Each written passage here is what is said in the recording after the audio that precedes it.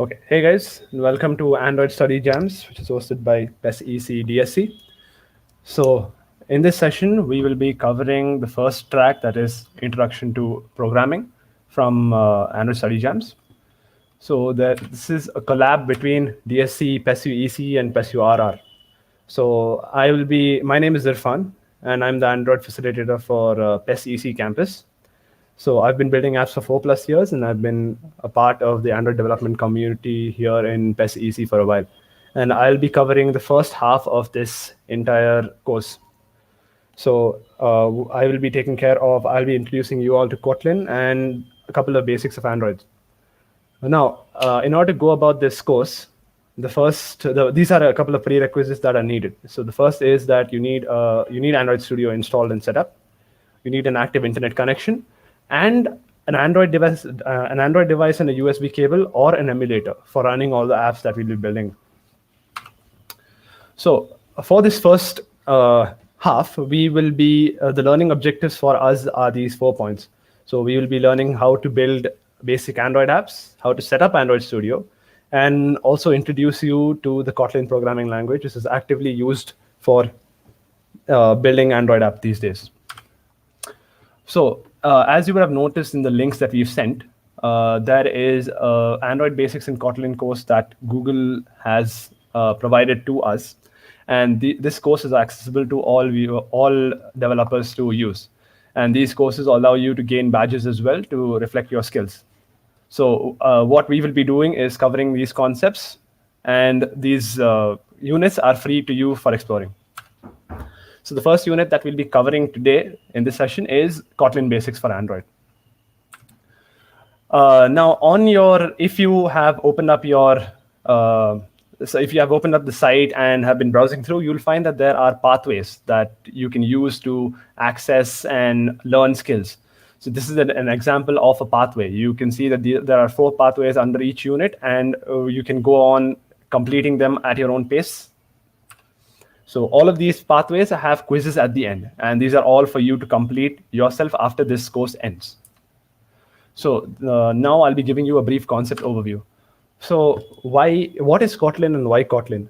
So Kotlin was an initiative between Google and IntelliJ to build a programming language that is ideally suited for Android development. So Kotlin in general helps developers be more productive. It makes developing Android apps more easier. So for the introductory session now, we will be using the Kotlin Playground. And on this, you can write and run Kotlin code in the browser. So this link will be shared shortly. So Kotlin, why Kotlin? As you already know, Java already exists for building Android apps. So why is there a need to learn Kotlin? The first thing is that it removes boilerplate code. So what do I mean by boilerplate code? Boilerplate code is any code that is duplicated in order to maintain consistency. So for example, let's say you have to initialize maybe, an example would be your main class in Java, your void main. That itself is boilerplate. Now, that is a very small example of boilerplate code. That's the necessary component. It's always needed and it's necessary. But imagine if those components kept reusing. Every time you had to use a certain function, you needed to redefine that entire segment. That is what a boilerplate code is. So Kotlin removes that for us in Android. Apart from that, you would have noticed in Java, there's a lot of thing is equal to new thing. Anytime you want to declare a variable, create an instance of anything, you need to do this. And there are many more variations of this. In Kotlin, it's not that way. Apart from that, it's easier to use and learn. It's very similar to Python in terms of accessibility and ease of use. So now let us get into the Kotlin Playground. So in order to get into that, just search up for Kotlin Lang, and you will find the Kotlin Lang Playground. So this is your online Kotlin editor. So here, let us start off. I'll be introducing you guys to the basics of Kotlin. So over here, you can see that. Let me just clear this old code off. All right. So over here, as you would have expected, even Java and C, you would have a function main. Now, in order to, I'm going to be talking from a Java-based perspective. So I'll point out a couple of main differences between Java and Kotlin. First is that in Java, let's say if you wanted to declare an integer variable, so that will be something of the form int a is equal to 5. But in Kotlin, it's not done this way. In Kotlin, what we do is we declare a var a is equal to 5. Now this is dynamically sized. So that means that it's similar to how you do it in Python. You don't need to worry about which data type it is. Now, let's say we want to print it out. So we have println, which is similar to Java's explanation. And now if you want to run any piece of code, just hit run. And there you have it. So this is an example of a data type. So this can be a string, a queue, a list, anything of that sort. Whatever you want it to be, it can. Now, a couple of times you will also need variables that are fixed. Let's say you do not want a to be remodified to, let's say, 7. Anything, you want it to be a fixed constant, for example. In that case, in order to make a variable a constant, you make it a val. A val prevents any changes. So giving you an example of this, if I make this var, and let's say I make this 6, and I'm going to put in this again.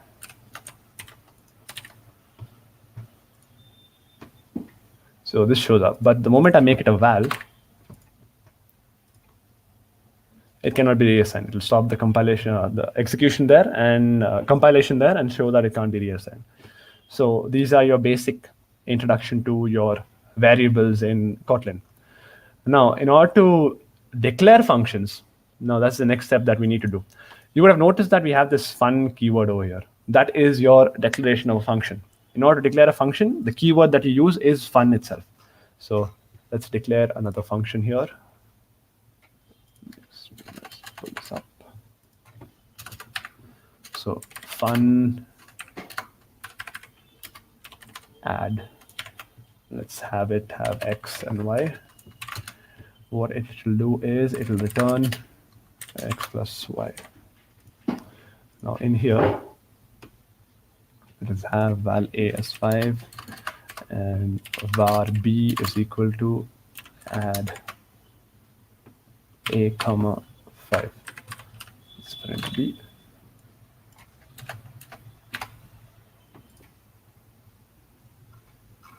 Yeah. So in here, whenever you're passing a variable inside your function, so let's say this was a Java function, you'd have it declared as public void add, and then you would have your data types inside saying it's int x, int y, of that sort. In Kotlin, you will need to make sure that your value that you're assigning inside a function, for example, in this function, you're taking an x and y. You need to declare a variable type to it. So, for example, in this case, it will be int here, int here. So this notifies the function that it's going to be accepting ints. So now let us try running this code.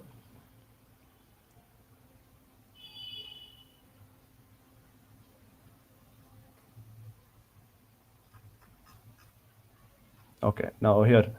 Now it gives us a new error saying that the inferred type is int, but unit was expected. By default, any return type in Kotlin is a unit. So in Java, in C, a default return type would be void. But in Kotlin, it's a unit. So in order to define the type of output that we are returning, we need to assign the return type as well. In order to do that, we do not add an int keyword here. We don't add it in here. We add it at the end this way. So function add has a return type of int. It takes in 2 values, each having the type int. And then it returns this x plus y. Now, if you run this code, there we have our output. 5 plus 5 is 10. So that is your basic function declaration. Going over it again, we have our add function here. It is returning an integer data type, first variable, second variable, and their data types. This is how you go about declaring a function. Now, coming to the next part of it, and this would be the last part that I'll be covering before we jump into Android Studio. So that is your basic for loops. So in Kotlin, it's similar to how you'd go about things in Python. So in Python, you again have for I in range 0 to n, and it'll iterate it n times. Or maybe you have a list of items. So you just say for I in items. Similarly, in Kotlin, you have for I in, instead of the range keyword, for example, let's say I want to print out elements from 0 to 10. I need to type it in this way, 0 to 10. Double L. And then I just print it out. So this is your basic for loop in here. Now, if this was a list, so let's make it a list over here. Let's have a val of items. Let's have the A, or let's have B, 1, 2, 3, 4. And then we run, let's just duplicate this. We have our list here. So here again, you need to define the, you need to give it proper braces over here. So, or rather, let's skip this out for now. Just keep over a basic range over here. All right, so that is your basic for loop iteration in here. Now, the next, this was your basic introduction to your Kotlin programming language. There are a lot more exercises that you can do, and in the Google code, in the Google Study Jams link that we have shared, you can access the entire unit wherein which you can practice your Kotlin skills. Apart from that, you can try out their entire series of courses available on Kotlin's site, where you can try out examples and learn Kotlin at the same time.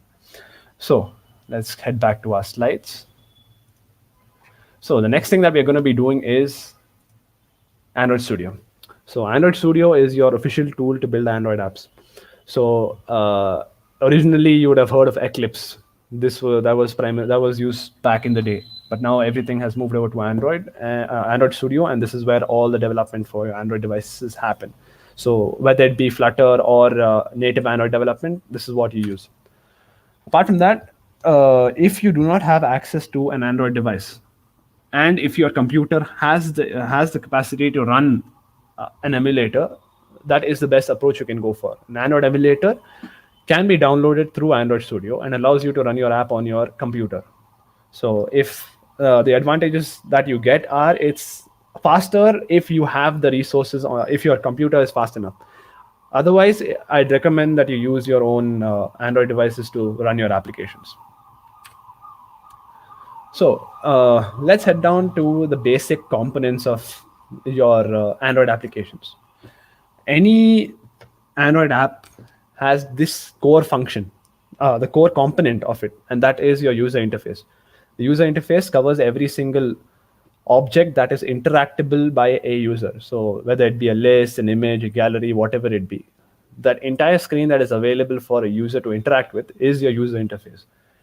So for example, in this app shown here in the red, you can see that the app's user interface covers this top bar up till this white bottom line here. These are system interfaces, and these are not frequently used in applications. This is for an app developer, this is the entire screen that you have access to interact with, to make a user interact with. Now, for the next couple of slides, let me start up an Android application, and I'll take it through there. So let us head into Android Studio. So let us start a new project here. So in order to start a new project, select, okay, let me go back here, start a new Android Studio project. In here, you will have this following screen. So you can see that you can develop for phone and tablet, Wear, TV, automotive, Android things, whatever it be the case. So for our purposes, we are going to be using, we're going to try to build a basic greeting app, which greets a user as they log in. So over here, you can see that there are various activities available: bottom navigation, maps, full screen activities, navigation draws. You have native C++ for any game development, all that kind of stuff. What we're going to be doing is we want an empty activity. So we're going to select that. In here, let's give it an application name. Let's give it Android Jams. Okay, and let's give this as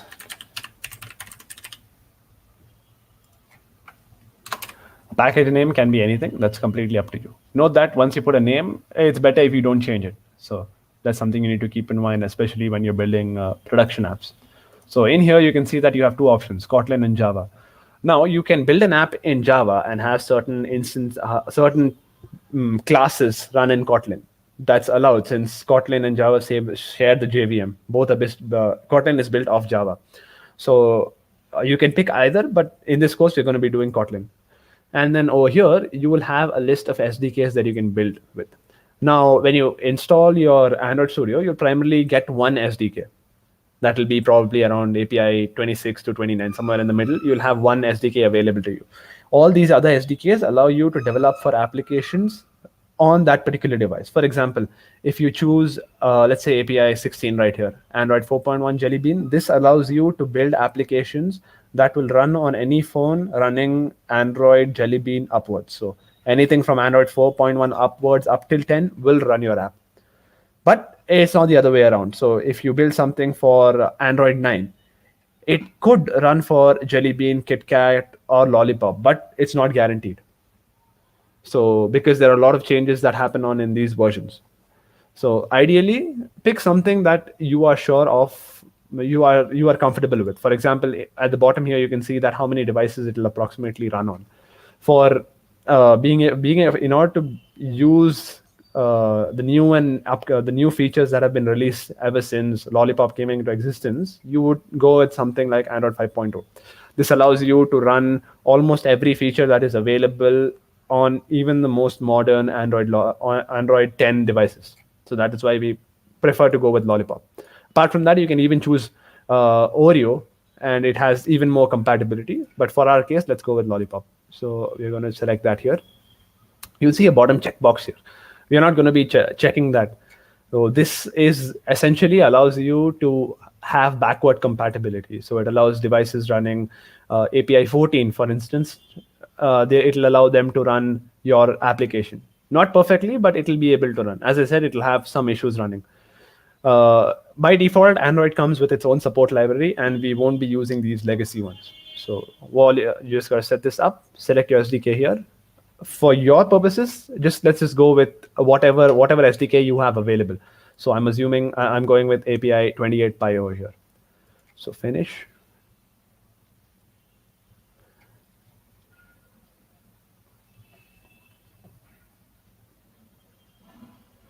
Okay, so now this is our basic Android Studio screen. Over here, you'll see that there are a couple of processes running. We just have to wait a bit till it completes, after which we can start it off. So meanwhile, while this happens, let me just give you a brief overview of the entire structure here. So on the screen, you can find this particular section here on the left. This is your projects view. This is where you handle everything related to your project. When you select project, you have access to all the files that are available for your application. So your images, any images that you've had, all your source code files, all your build files, anything of that sort, all of it is stored here. Apart from that, you have a resource manager here. This allows you to access all the additional resources that you have used in your application. For example, it could be an image, it could be a font, anything of that sort is handled in there. Now coming down here, you'll find a couple more: structure, favorites, build variants. These two features, structure and build variants, not so structure. All these three features are used when you have a large scale project. So when you want quick access to certain features, when you want to know when you want to go to a point in your hierarchy, that kind of stuff. That kind of stuff. So that is your left tab. Up top, you'll find your entire basic options menu here. Now, for our application, we will be syncing this to GitHub so that we can put it up for you guys and you will have access to it. So in order to do that, let us just switch over to recording account and let us set up version control. So create Git repository for Android jams. Okay. Yeah, so now that's been created. what we need to do is share this project on GitHub, creating a repository name, remote description,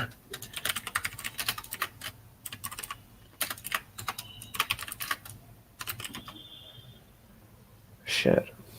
All right.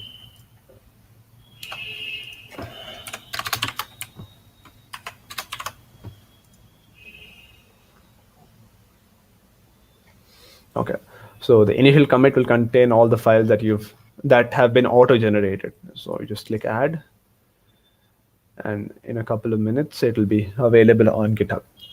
So while that happens, let us get back into our main development. So here you can see that you have this is your basic structure. Once your Gradle is completed, you can see that this is your basic structure. You have your application here, manifests, Java, and Res. So let's break down each of these features first. So your manifest file is a template of sort. Consider it to be the index of your application. It talks about the name of your application.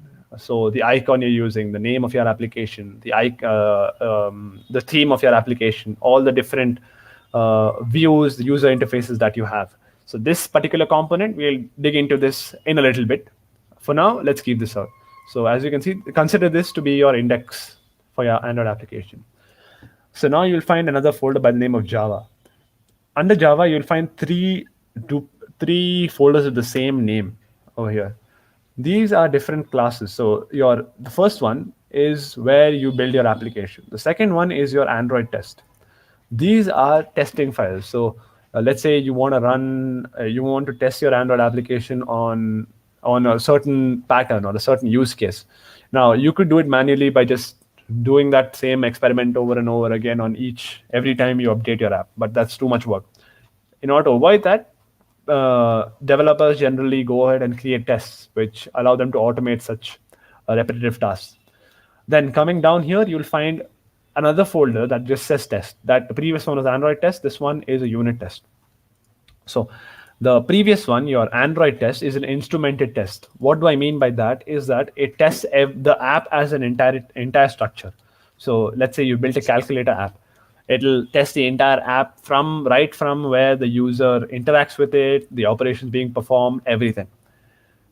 Now, a unit test is one particular component. So let's say you're building a calculator app and you want to see if your addition is correct. So what the demo already has here is that this particular component. So addition is correct. It's just going to assert that the action you're performing, given the function that you're using, is correct or not. So these allow you to test on a granular level. Now, after your Java folder comes your Res folder. So down here, you can see these are the 4 basic attributes that are available initially to you. If you want to add more images or anything of that sort, they come in as different folders altogether. In order to create a new folder, you just right-click on it, new directory. And that's how you create your different folders for different items. Now, they follow a predefined standard. So you will have to look up for whatever type of media you're trying to save. A font would require a different folder. An image would require a different folder. A video may require a different folder. That's something you need to look up, and there's a predefined folder name for it. So the first thing is your drawable folder. The drawable folder is where you store all your application images. So it could be a basic application logo. It could be maybe a user image. It could be anything of that sort that is by default shown on all applications. So let's say you're building something like Facebook, for example. So in this case, you won't have your user profile images saved here. You'll have it directly loaded locally. Any image that needs to be showed all the time, so it's going to be shown on the app at all times. So that kind of image goes in here. The next folder is your layout folder. This is where you define how your application looks. So let us open this up. So over here, you can see that it has nothing basically, right? It just has a hello world text box in the middle, nothing else. This is again what we'll be building in a little bit, so just stay a bit. Next thing that comes is your Mipmap. Mipmaps are icons, images that have multiple qualities. So for example, let's say you're building an Android application and there could be someone using a HDPI screen or someone using an MDPI screen. By that, what I mean is a lower resolution device, a higher resolution device. So Accordingly, if you have your images stored, this allows you to display images at a better quality. So those are the reasons that all of these different formats are there. You can see it's just different iterations of the same image again and again. Now, whenever you create an icon or whenever you load an application icon in, right, the Mipmap function automatically takes care of creating all these different versions of it. So that's something you don't need to worry about. The final one is your values. Values is where you define attributes for your application. For example, over here, we've defined these basic colors for our application. These colors can be accessed in our layout, and they can be used to color items or draw them, whatever be the case. Apart from that, you'll find another one that says strings. Now, you would have noticed that most applications have the ability to translate. So by changing a language, the application completely changes its text as well. So in order to do that, you need to define every string, every text that you display in here. So a quick example will be shown in a bit. So that will help make you understand the importance of strings. Essentially, if you want translations, if you want your app to be accessible by all, this is where you need to store your text. Final one is styles. Styles define particular themes, for example. So let's say you have a box that you've designed, and you want it to look the same way every single time it's shown. So one approach would be to just copy it again and again into the source code in your layout. But instead of that, if you just make it a style by defining the color, the size, the attributes of it, you can just import the style in here and have it used. That is your basic style function. So let us now just run this basic Android app here. So in order to run your app, the first thing you need to do is have one emulator. So in order to if you have a device already, just connect your mobile device to your computer and it will show up here. You need to enable developer options on your mobile phone in order to have this. So make sure you do that before or you won't be able to detect your phone here. So I'm gonna be going ahead with an AVD. So in order to create an AVD, you just select Open AVD, create virtual device, and then here you can select your phone size, resolution. Click next, you select the API that you want to use, Noga, Q, Pi, Oreo, whatever it be. These downloads take a little bit of while, so that's something you need to keep in mind. Now, once you click next, it'll give you a couple more features and it'll build a new device for you. As of now, I already have a couple of devices and I'll be going with that. So let's start up our Pixel 3 here.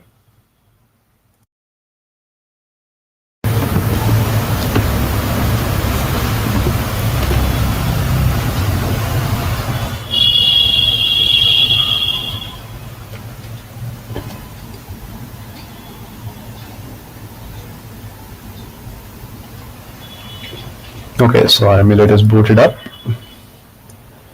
Now, in a bit, we should have the app launched too. So at the bottom over here, you could see that project configuration, all that app is running. We launched our AVD. In order to run our application, we click the run app, and that would start our application in here.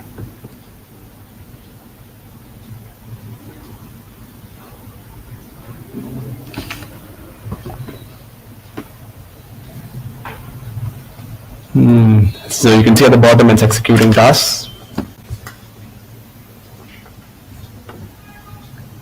Okay, give me a minute. Apparently I'm having some mic issues.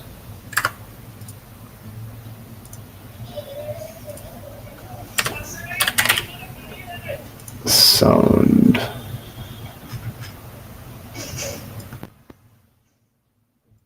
Hello.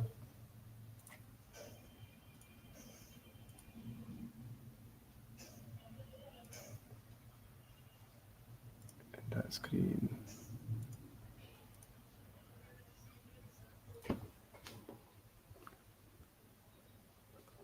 Okay, so here you can see that we have our application built here.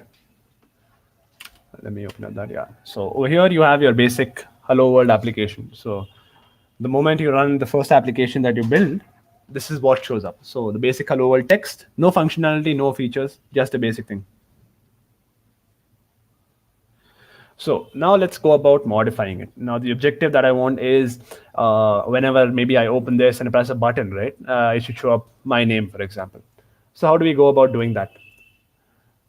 In order to do that, we have a couple of components we need to take care of. So in order to see what are the different options that are available to us, just click on palette.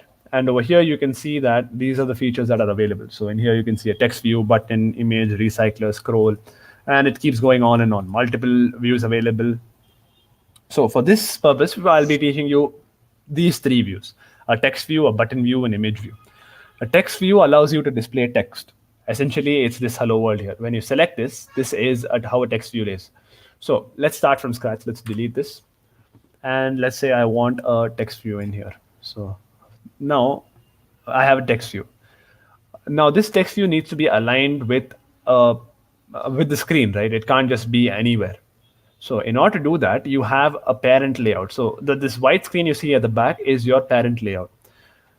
Now, the best way to go about building your screens is not via this drag and drop interface. It's easy for you to drag items in and build them. But for better control over them, it's suggested that you go into your code or your split. This allows you to modify your layouts accordingly. So let me jump into code here. And you can see this is how my XML. So this is basically XML code. This is how my layout looks like. So you can see that I have a constraint layout. Basically, there are three types of layouts. There are more, but these are three basic types. So one is your constraint layout. The other is your linear layout, and the other one is your relative layout. Now, a linear layout aligns elements linearly. So it's going to be one above one below another, that kind of sort. So if you want to display a list, anything of that sort, that's when a linear layout would come in handy. A relative layout allows you to position items relative to each other. And a constraint layout allows you to set constraints that map items. The ideal and the most recommended way to build any layout is by using a constraint layout. So that's what we're going to be doing over here. Now, let me give you an example of how this would look like if this was, let me just close this. Yeah. So if I make this now you can see that on my screen, I'm right here. My text box is right there. But if I make this a linear layout, you'll see that it moves to the top. That's because it automatically gets aligned because of your linear layout. Now, let me go back here and make it a constraint layout. All right, so now my constraint layout. Now, in a constraint layout, you need to define constraints, right? So in order to do that, you will have to map this item to certain objects or boundaries. For example, right now, this is the only object on screen. So I'm going to map it to all the four edges so that it knows the constraints that it has. And then I can accordingly position it anywhere inside. So when I position it here, you can guarantee that on any device, on any screen, it's going to show up in the same position. That's the advantage of your constraint layout. So now over here, let us take a look at the text view attributes. You can see it has an ID. This ID is what defines your text view. Think of it as how you would access this from your code. You would have noticed that we have a Java code, right? We have your main activity over here, which is your main Java Kotlin code. In order to access that, you need to give it an ID. So your ID is unique for each item. So over here, let's go and give it a text view. Let's call it a name text view. Name text view. This is where your name is going to be displayed. For now, let's say no name. No name. And that is it. You have your text here. Let's say I want it to be a little bigger. So I just type in size, text size here. Let's give it 20. You will see these are all the type of sizes available. DP, SP. DP stands for display pixels, and SP stands for screen pixels. For text, you prefer using SP as it is scalable. For images and the other images and other media, you choose DP. For example, if you use SP, let's say if you use DP here, you will get a warning saying that it's recommended that you use SP for text sizes. So if you see any yellow light like this, it means that Android Studio is suggesting you a better way to do something. Now, let me consider the case wherein which I want to translate this into Hindi as well. In this case, I cannot manually modify this, right? I need the system to do it in some way. So when I hover over this, it says it gives us a hint saying that hard-coded string, you should use string resource. This reason is because if you want to translate, Android does it for you automatically. You don't need to worry about it. But you need to save the string in your string resource file over here. So let's do that. So in order to do that, let's just select this, click the yellow thing, extract string resource. Over here, you can find that gives you a resource name and a resource value. So saves it in your file name. So here, let's save it as no name text. And when I click this, you'll find that over here I have a new string. New string over here saying no name. When I go back to my main file, I have that replaced at string no name text. Now my code is translatable. The next thing I want is a button, right? For now, I want this text to change when I click a button. Now that's something you need to do with code. So right now we're just defining the UI. Now let us get a button in place. So one way to go about it is just type button in here, and let's say wrap content, and then you can see that I can drag my button in here. Another approach would be select your palette, drag a button in. It does the same thing. Now in here, again, we need to define constraints to it. So lock it to your text view. You want it to be below it at all times. Let's align it to the left, to the right. And let's keep it here. Let's give it a name button. Or other name button, yeah. And then click. Now these buttons again can be styled. So there are various styles for going about it. As you can see over here, you can give it a text color. These are the attributes tab, by the way. So that is available when you go into design here. And when I select, where's it gone? Yeah. If you have the screen at the top right above your gradle over here, you can find attributes. When you select it, you will have a list of all the attributes that are available for that particular item. Each item has its own attributes. So if you go down here, you can find a style, on click, elevation, background tint, all that kind of stuff. So if you want to edit your button, maybe have it rounded, maybe have it square, maybe have it rectangular, whatever be the case, you can define it here. Complete freedom in order to do that. Okay, so let's go about with the next step. Now we have a text view and we have a button, but we want them to, one more thing is that since it's constrained, you can see that both move around as a unit. So when I go down and I go up, it automatically scales. So now I want this to be that when I click this button, the text changes. How do I go about doing that? So in order to do that, what I need to do is I need to use access this in my code. Now let's head over to our main activity file. That is under your application, under Java, under your first unnamed, unbracketed folder, you can find main activity. In here, you have your basic code. This code is what determines your application. This is what determines this functionality. For now, let's ignore these two import statements. These are by default imported in all applications that you use. Let's get into your Kotlin code. So you can see that we have a class here, main activity. This is what we are naming it. It can be anything that you want. App compat activity. This is another keyword. This is the type of the class that you're using. So this is by default in any activity, you need to have that available. So what do I mean by an activity? An activity is basically a screen. This entire screen is one particular activity. When you jump over into different screens, when you perform different actions, they are all different activities. So these activities are all linked to one another and they coordinate with each other. That is how processing happens. On top of that, there's another layer called fragments and other tools that are available for developers to use. But those are a bit advanced and we'll be covering them in later sessions. So for now, an activity is a basic screen that a user can interact with, essentially a user interface. So let's go back in here. You can see that we have our activity. We are creating it. This is a default keyword. Now, this is your life cycle. This is a life cycle statement. On create, it literally means that when this activity is created, do this. So over here, you can see that it's calling a function from a superclass. And then you can see that it is setting a content view. This content view is what your layout is. So over here, if you go under res layout, you can find that it's named activity main. And that is what I'm loading in here. This is what determines what it looks like. Let's say if I had another layout activity file, right? And if I linked it to this, that would be shown instead. This is what determines your activity. So this is what determines the user interface. So coming back here, let me just close all of these additional tabs. Yeah. So in here, you can see this is my activity. And now I want that click interface to happen, right? So in order to do that, the first thing is I need to be able to store my name. So let's just create a variable and store my name. So name could be, let's save it as, yeah. So my name saved here.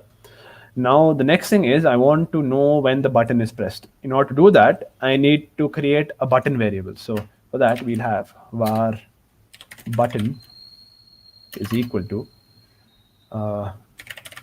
find view by ID. Now let me just explain this once I finish typing this out. ID dot button name button. Okay, so here you can see that there are a couple of keywords that I've used. Find view by ID does what it says. So whenever it's finding the view given an ID. So coming back here, you see that my ID is name button. So find view by ID finds an ID with this particular name in this particular view. So you need to make sure that the ID that you're assigning is present in the view. You should not assign IDs that are not present. It'll just cause your app to crash when the application is run. So you won't even be able to detect it till the application runs. So coming back here, you can see that I'm giving it a type. It's a type of button. Now, when I hover over this, you can see that it'll show it's not used, but the moment when I use it, it'll show that it's a type button. And then here I'm using the same r.id.button. This variable is automatically declared the moment you give it an ID. So that's something you don't need to worry about. Now, apart from that, we also need to edit this text view that we have, right? We wanted to change its text. So let's create our text view as well. Let's find our text view. And let's, again, same thing, find view by ID, text view, r.id.text, name text view. And there we have our button and a text view. The next thing is we need to change the text when the button is clicked. So let us first detect for button clicks. In order to do that, you have this button dot set on click listener. So there are many different variations. Set text, set background, there are a lot of setting that you can do.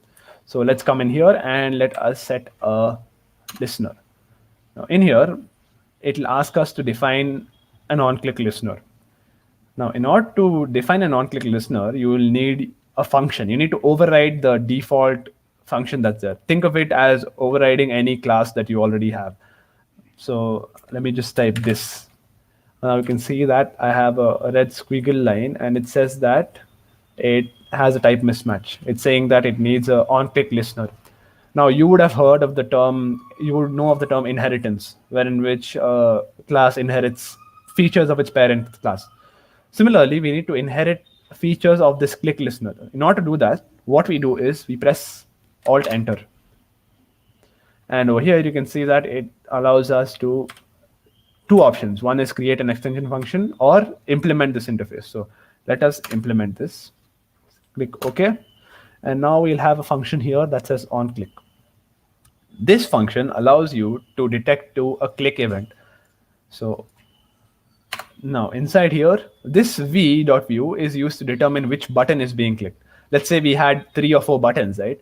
In that case, we'd have to use the ID that this person has. So v.id, you can see that v.id will give you an ID. And then we'll have to compare it to all of these IDs and see which one it is. For now, we don't have any. So we just have one button. So as far as we are concerned, we just have one button. And whenever it's clicked, we need to change the name. Now, whenever it's clicked, we need to change the text view's name. So we type text view, but you can see that it is not detected. It's showing a red line saying that there's no unresolved reference, but it's defined in here. Now, that is because we do not know. This is context sensitive. You can see that this entire code is covered inside these braces. It's not visible to any code outside. So in order to make that happen, we need to move this line outside. But you cannot define any view without having the parent, right? So I can't just move this line. Let me just copy this line and paste it here and hide this. You can see that it gives me no errors. But the moment I run the application, you can see that it gives me no errors right now. But the moment I run the application, it'll immediately crash. That is because you're trying to find an element that hasn't even been created yet. Because you're defining the view here, but you're trying to access it here outside. In order to avoid that, what we do is this. Let's go back here. So we move our declaration outside. So we can make it as var text view is of a type text view, and we set it to null. But you can see that again, it gives you an error saying that you cannot save a text view object as null. How do we go about solving it? We just tell the compiler, and that's one advantage of Kotlin, is that we tell the compiler that I'm not going to define the type here. It's going to be initialized later. So late init var text view, and that solves our issue here. This keyword means that there is a variable and that's not initialized now. It's going to be initialized later, and it's going to be initialized before it's being used. So consider this to be a promise statement that you make to the compiler. So we have our late init variable defined here. We have our text view being assigned here. And now we have our button also set here. So you have a button setting. And now when it's clicked, we want it to change the text. So what we do is, let's say text view dot text is equal to name. Now again, you can see that name isn't defined. It's defined locally, not globally. So since it's a variable, we can just pull it out and put it in here. And now it's defined. So all we have to do is save this, Control S. We have check our files to make sure they're aligned and connected. All right. And the next thing we do is run our application.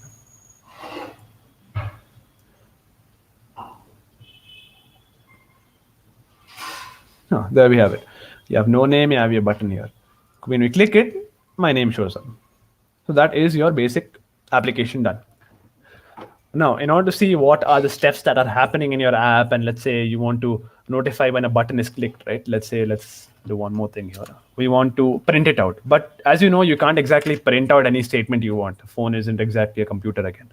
So in order to do that, you have to log it. So we have a statement by the name log.debug, that is D. And let's give it a tag saying app, or rather, let's give it a tag saying my name. And then we can give it a message saying, I have been clicked. This is a very important statement that is very useful when you're building apps. Knowing what happens is something that's very important. So what I'm going to do is I'm going to run the app again. Let me open up my emulator here. You can see here when I click it, nothing happens on screen. But at the bottom here, you can find this tab, version control, terminal, build, Logcat. What we are interested in is Logcat. Select Logcat. And then over here, we're going to type in the tag that we gave. Now you can see that the messages are popping up. So whenever I click it, you can see that it shows up. So any action that happens, you can log it this way, and that allows you to monitor your application's progress. So that is your basic Android application build. So what we went through was our text view. We went through our buttons. Image views are a similar thing. This is what is going to be done in the code lab, and that's something that's an exercise for you guys. So now I'll be handing it over to. Okay, so yeah, so now I'll be handing it over to Shubham, and he'll be continuing the next half of this session. Okay, over to you, Shubham. Yeah, hi, thanks, dude. One sec, let me start sharing my screen. And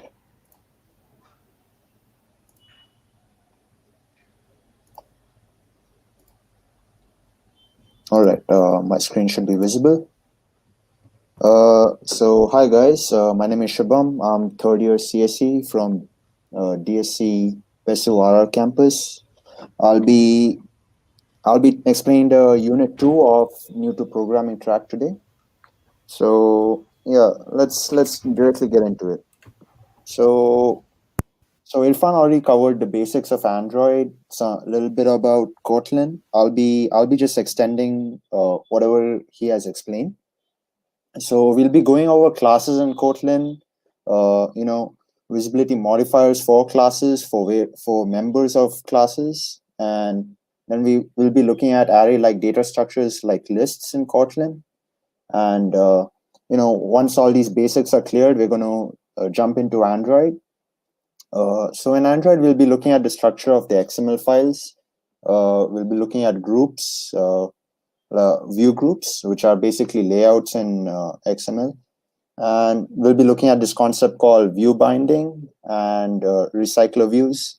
And to finish it off, we'll be comparing styles versus themes and general practices while building an Android application. So let's start. Okay, classes. So like classes in Kotlin can be like, the basic definition of classes. It's a blueprint for objects. So Kotlin provides support for various kind of classes. So the two classes we'll be looking into today would be abstract classes and data classes. So abstract classes are something which are like unfinished classes. They do not have all their implementations. The members are initialized, but you can't use them. So that's one reason why you cannot create an instance of an abstract class. A data class, on the other hand, is basically a class specifically designed just to send and receive data from other interfaces. So like if I'm going to let me show you guys what I mean. So if I create this, let me create an abstract class. So to create an abstract class, you require the keyword abstract. You create a class, let's say vegetable. All right, we have a vegetable. We can give it some members. Abstract, oh no, I got the spelling wrong. Abstract color will be of type string. Let's give it another one. Abstract, I give it, let's just say size for now. Will be of type int. So as you can see over here, the abstract class vegetable has two members. Both these members, color and size, are not initialized. They're just declared. So if I try to call vegetable class, if I try to create an instance of it, I create an instance of it where so vegetable. Oh no, I'm not sure why this is happening. Vegetable and yeah, and let's just say I want to print this object. It doesn't make sense, but let's go ahead anyway. So this should fail. So yeah, as you can see, you cannot create an instance of an abstract class. So to fix this, what you would do is you would create a subclass. Subclass like let's create cucumber. Okay, it's just I'll be inheriting the class vegetable, so I will say vegetable and that. Now, since I'm inheriting from abstract class vegetable, I can define the color and size of vegetable. So I can say, so to define color and size from vegetable, which is the superclass, I'll be using a keyword called override. So override al color first green.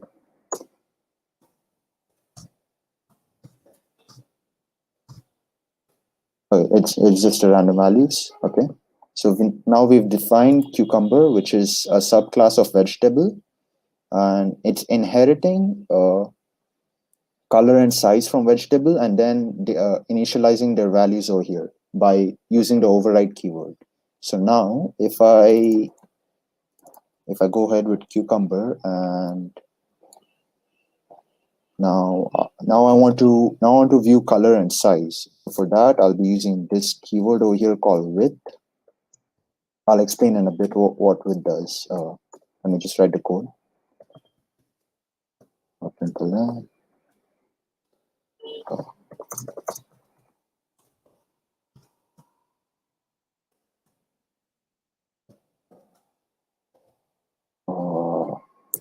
Color.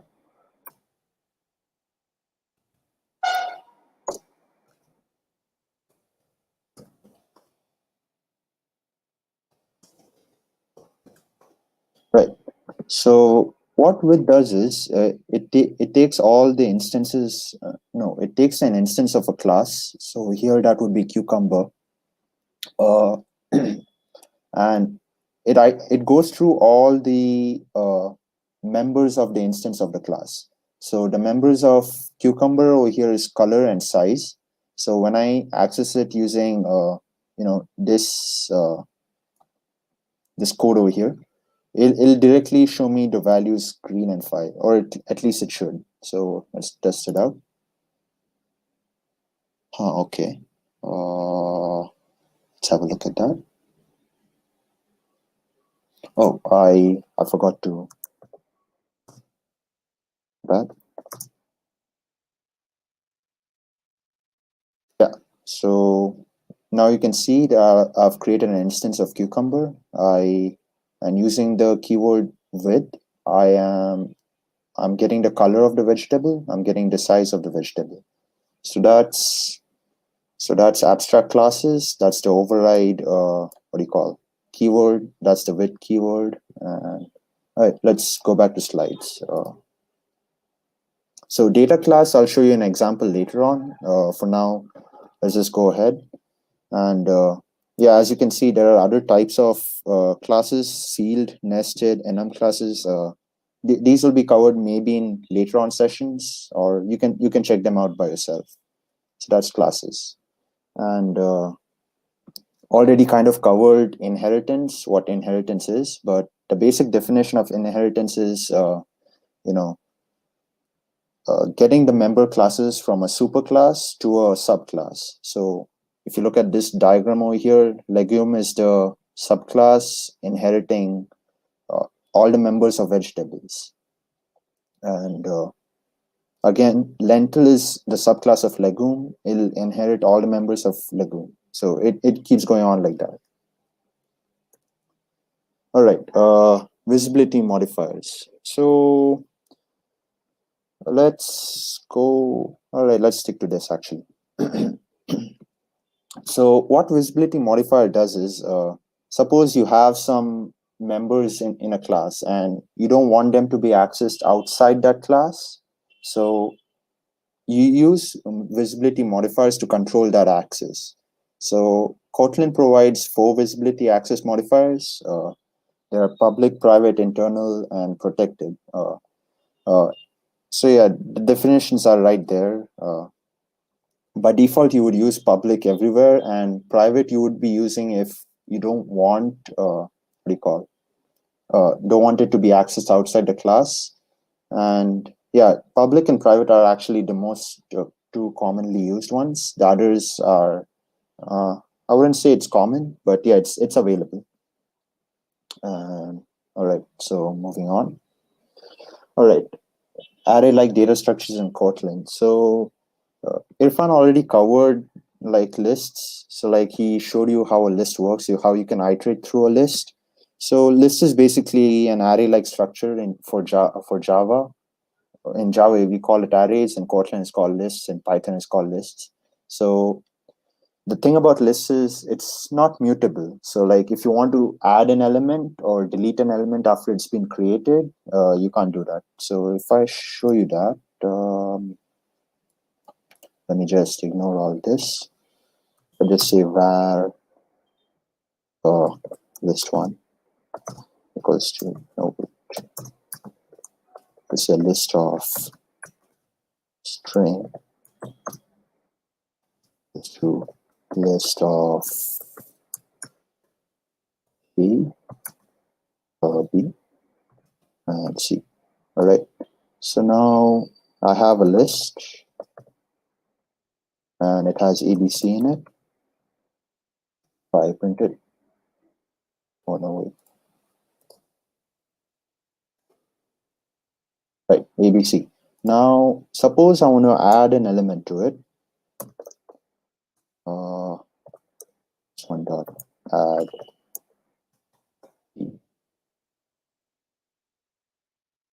So yeah, as you can see, lists once created, you cannot modify them once they're created. So the workaround to this would be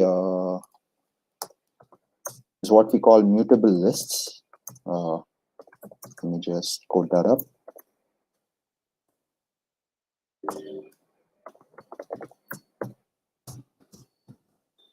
Oh wait, it's mutable list of. Same thing again.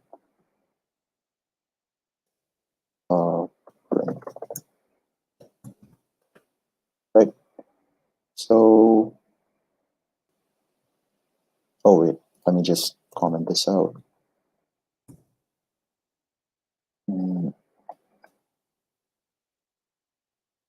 The list.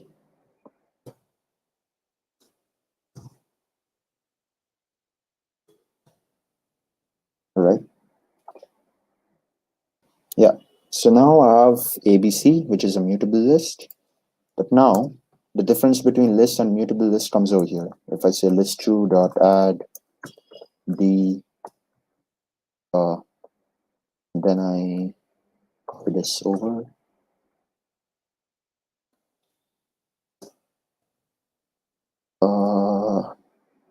Yeah, so it works. So that's the big difference between list and mutable list. You can add subtract elements, you can add arrays, you can add lists, you can append lists to mutable list, you can delete lists from a mutable list. So yeah, but what you can't do is say now it's defined as a string, right? Say if I try to add 1, let's see what happens. Yeah, so the thing about list and mutable list is that they are data type specific. So if I define string, I cannot add an integer or a Boolean value at the end. It always has to be a string. So if I want 1 to be present in the mutable list, it's gonna be a string. So that's that. Okay, so we're done with lists. All right. I've already explained you guys what with is, what override is. Late in it, Irfan kind of explained it to you guys. I'll be demonstrating an example again with late in it, and these are some of the inbuilt functions for mutable lists. There's add all. Add all is basically you take a list and you append it to the end of a mutable list. Remove is basically you take an element, you want to remove an element from a list, so you just put that element in there and it's removed. Clear is basically you reset the list to a null list. It has 0 elements. And is empty just it returns a Boolean value whether the list is empty or not empty. That's all. So that's that. Okay, now we're getting towards Android. Getting into Android. So, right, XML. So the thing about XML is it's used to generate the user interface for Android apps. For those who don't know, XML stands for Extensible Markup Language, and the user interface is made up of 2 parts mainly: layouts, which are also called view groups, and views. So to differentiate between layouts and views, layouts basically contain the views, and layouts can contain several other layouts within them. So that's basically the difference. Layouts are containers, views are objects within the containers. that's that. Here's a basic structure of the XML. So again, constraint layout over here is a layout.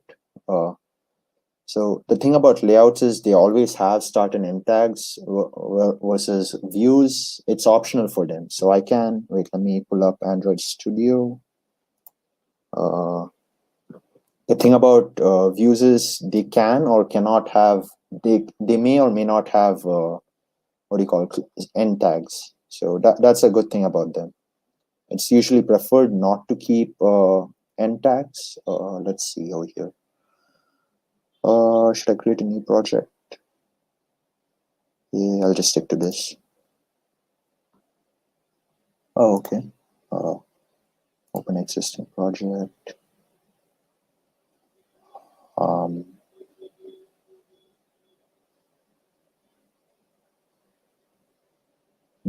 I'll just create a new one. It's okay. Let's go. Let's call it Study Jam Session 1, Unit 2.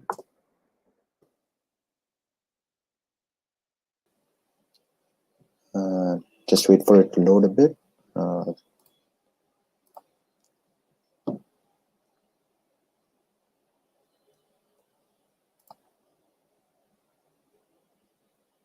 Right.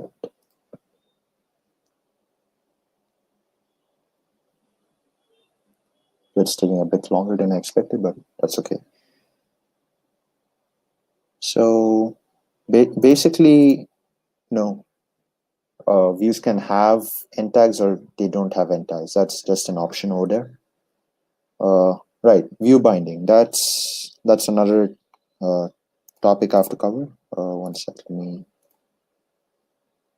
Right.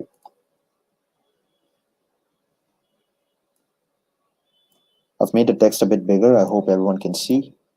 So yeah, over here you can see text views. They don't have the ending tags, whereas the constraint layout over here, which is the layout, has the ending tag. So I can actually change from this to this. Both are acceptable, right? Okay. Okay. So view binding. To explain what view binding is, we're going to need quite a few views over here. So let me just dump some in. All right. Let's just assume that you have a really huge application with a lot of views, a lot of layouts, and you're trying to reference them. Okay. What does this have in? Okay, let me just change it to.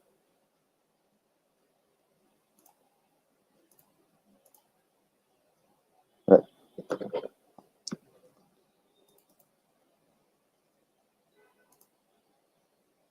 Yeah, this is much more visible. So yeah, let's just assume that this is a huge application with a lot of buttons and views. For now, I've taken 3 buttons and 3 text views, and say I want to reference them. Do they have IDs? Okay, button 1, 2, 3. Text view. I'll just call this text view 1. Okay. Right. So let's go to the main activity. So now, if I want to reference each button, I will have to do var button 1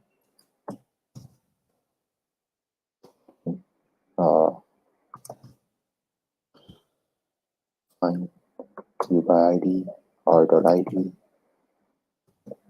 button.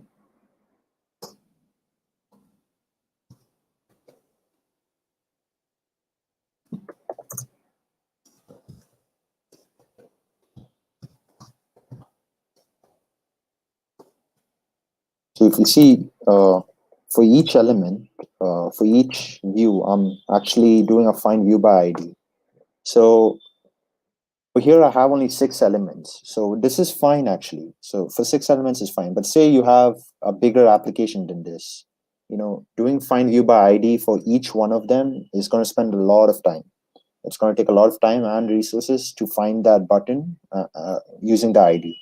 So what you would do is you would go to your Gradle file, you'll open the app module. You would say, one sec. I think I forgot what I'm supposed to add here. Let me just pull that up. View binding enable. Just a sec. Yeah, build features, view binding true, right?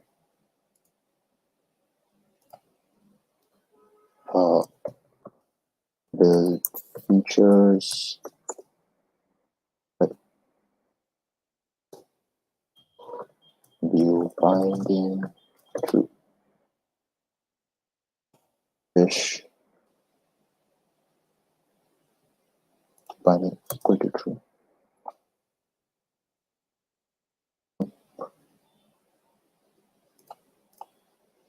Oh no, can't even copy it. One sec.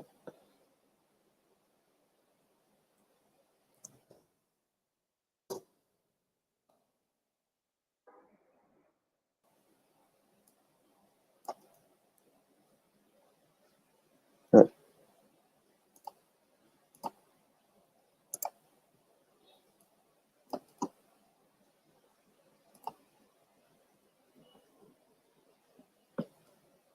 All right, so yeah, you go to your app Gradle, you enable build features view binding equal to true, and then you come back over here. You define a late init. So this is the application of late init, what I was talking about, late init binding. So since my since my class is called main activity, I'm going to call my what do you call it? The type as main activity binding. Oh wait, what did I do? Yeah, main activity binding. It should be fine. Yeah, it should be fine. And here I'll say binding equals to nope. Let me just have a look. Activity main binding. All right. Activity main binding dot inflate. Yeah, inflate.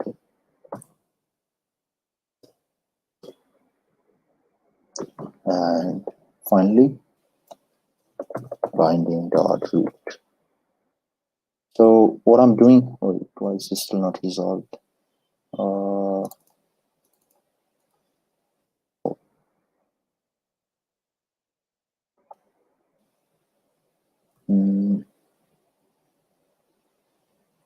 Okay, it's activity main, not main activity.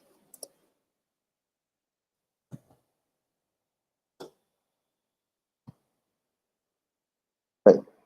So what I'm doing here is I'm creating a variable called binding, which is of type activity main binding.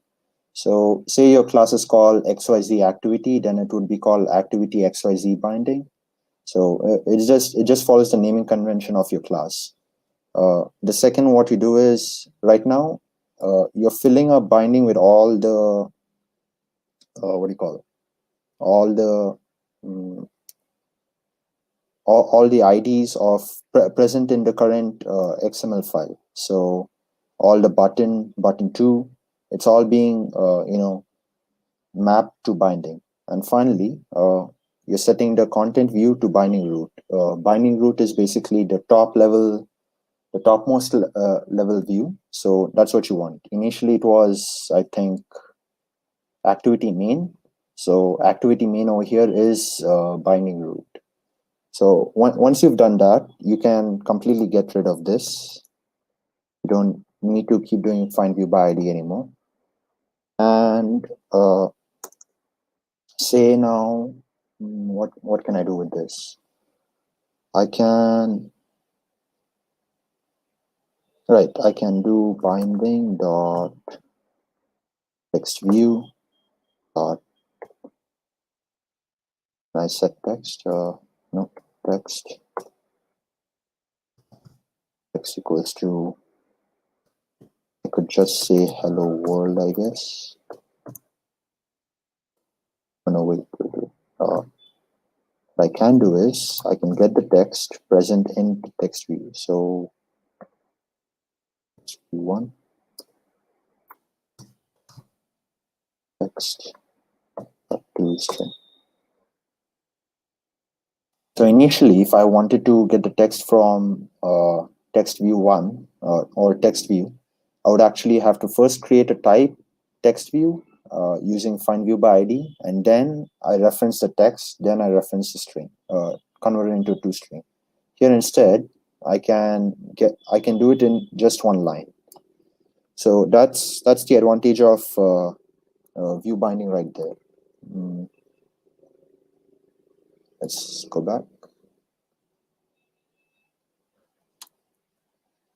So yeah, okay, view binding is done. So this is actually a screenshot from one of the apps from the pathways itself. What we'll be covering here is the edit text, radio buttons, and switches. So what each of them does is, let me start a virtual machine. Wait, I already have the code ready. I guess I should.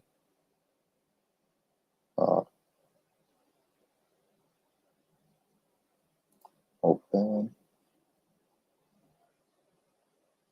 Typing application.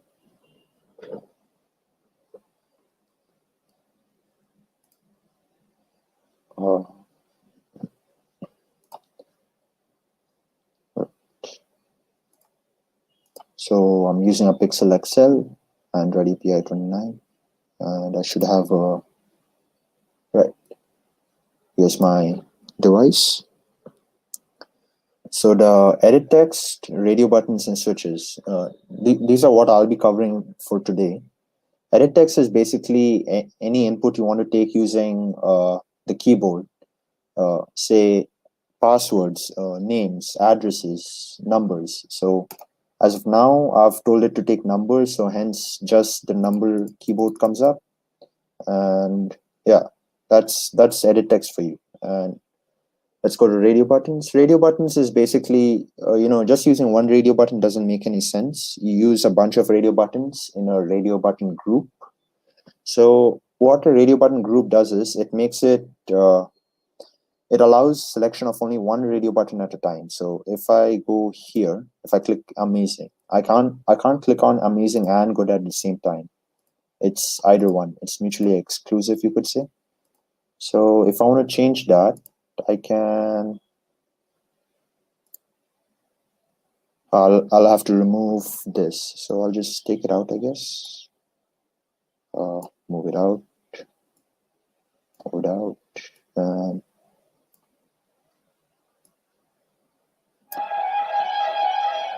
so as you can see, tip options was actually my radio button group. Okay. And now I've taken out all my radio buttons from the radio button group. And if I apply changes,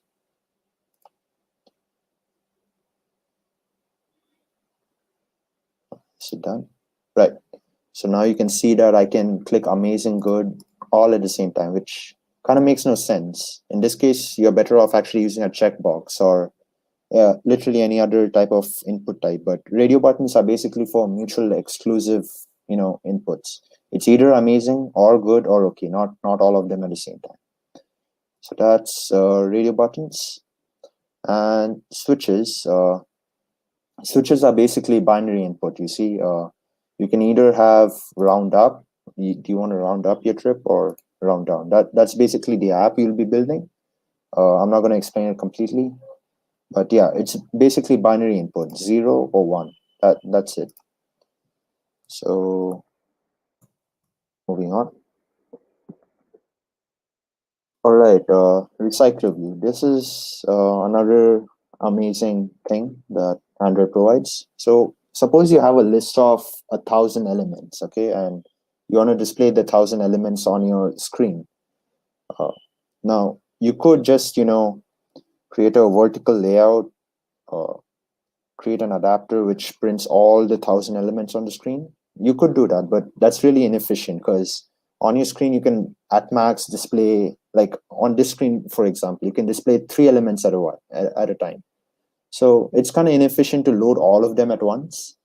So instead, what Recyclerview does is it takes, it figures out how many views can be fit into a screen, and based on that, it keeps recycling the views.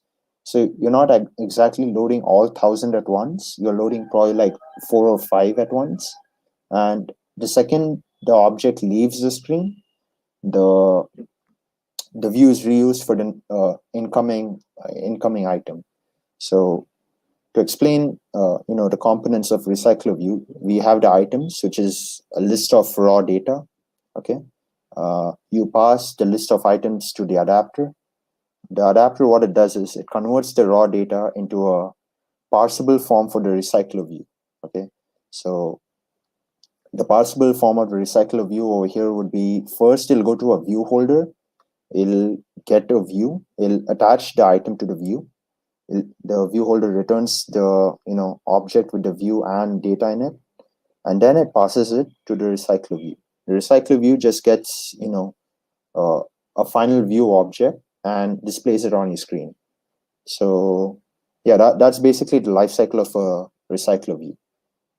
Take an object, pass it to a view, display the view, and yeah.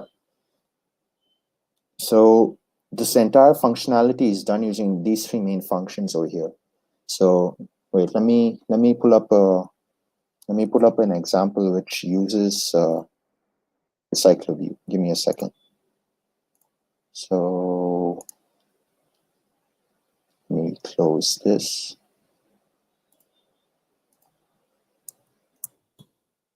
Let me close informations. All right. Currently, it's not available, but let's see.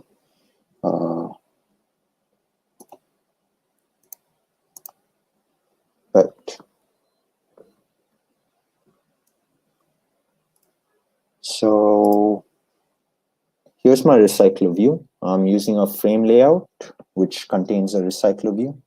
Frame layout is just, it's another layout like linear layout or relative layout. So there's that.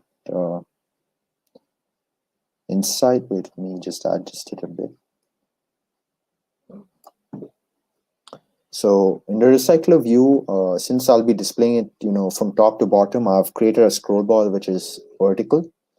And in order to display the items, this is what the Recyclerview will actually be showing. It'll be showing a linear layout, it'll be showing a text view and an image view, all stacked vertically.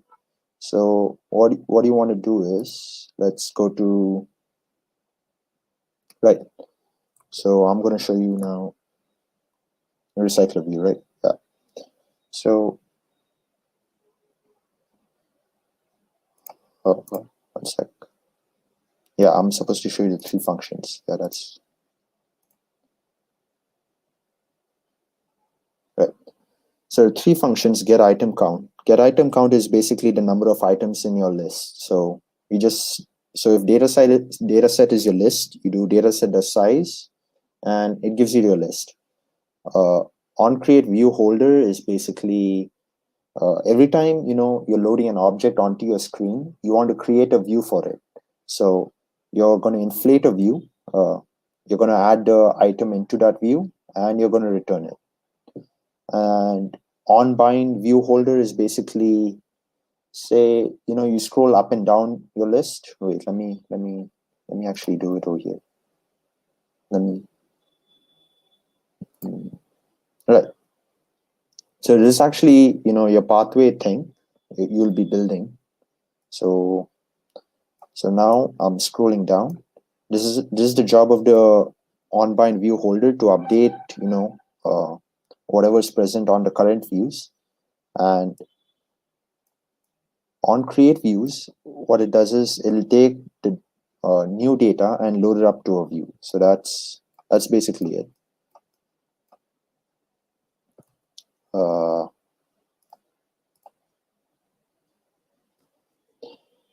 So yeah, we're done with Recyclerview.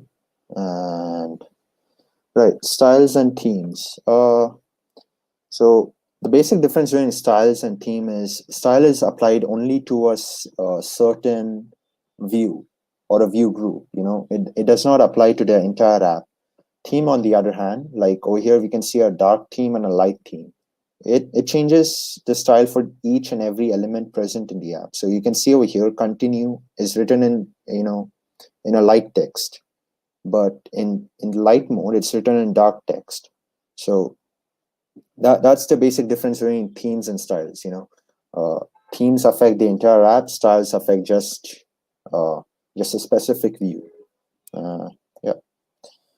And finally, general practices for Android development. So these are things you just should follow. Like, it's not necessary, but it just makes your app look better, or debugging your app made simpler.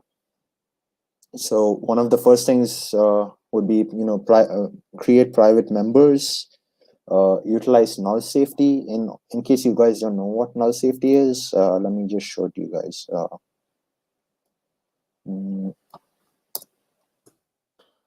So null safety would be, say I create create name, okay, name string, right? Right now, as you can see, string does not have any values. So if I try to print name,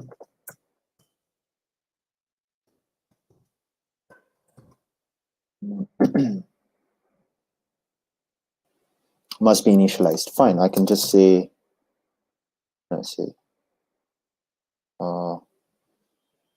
null maybe. Does it allow me to say that? Okay. Basically, any data type will not allow null to be null to be a acceptable value. So what Kotlin has done is it's really interesting.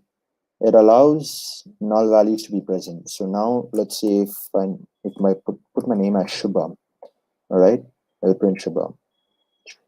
Yeah, right, there it is. But instead, now if I say name equals to null, so it was initially Shubham, but now I've made it null. So it should technically still crash, but it doesn't. So null safety is basically telling the compiler it's acceptable to have null values. The reason for implementing this is a lot of times, say your app encounters a null value, it's directly going to crash. But instead, with null safety, at least your app will tell you that it's receiving null values. So it saves it reduces the number of crashes. So the same example without null safety, it's yeah, you can see it crashes. It won't allow null values. So that's null safety. And yeah, say you have a lot of strings in your, yeah, let me open up strings. So let's say you have a bunch of items to display on your front view, front end, okay, and instead of typing down each and every one of them within the group, within the view group or the view itself, what you should be doing is opening the strings.xml resource and adding all adding all the strings over here. So this is just a cleaner way of writing code. The same for images. You see, instead of say you want to put an image over here, as I have over here. So instead of putting it inside the view, you store it inside the drawable resource layout, drawable folder, and then you just keep referencing it using the ID or r.drawable.image1 or 10 or 2. So you just go on like that. It's just more cleaner code. That's all.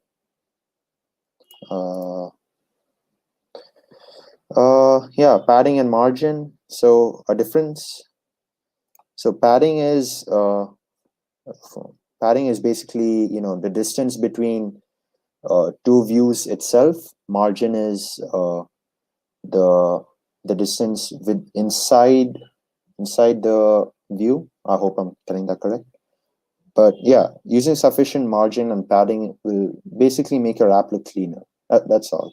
So I could have actually put some padding over here between the text and the image. That would have looked much better. And yeah, that's about it actually.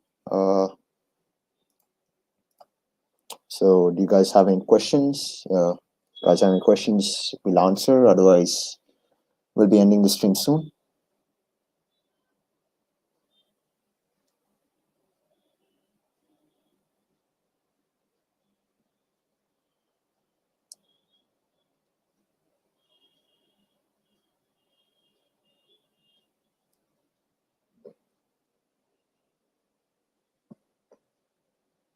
Okay, I don't see any new questions popping up, so I'm assuming you guys don't have any questions. So thank you, and yeah, we'll see you guys next week, I guess. Yeah, okay, next week, the next class would be on 14th. I'm guessing it would be the same time. And yeah. Yeah, so this was the first track, that is your introduction to programming from the Android Code Labs. So you guys can go ahead and try it out on the link that has been provided, and you can earn yourself badges there as well. So that completes the first unit. Next unit, which is which covers the a little advanced concepts of Androids, will be taught over a series of 2 sessions. The first one is scheduled for next week, and the next one will be in the week after. That'll again be on Thursdays around the same time. So, all right. So Yeah. that is this, and we wrap up here. Also, the code I've written, I'll add it to Irfan's GitHub. So if anyone's interested to go through that, yeah, it'll be available.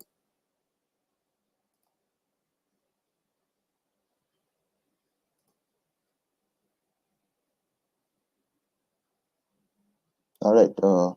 Thank you, guys. See you.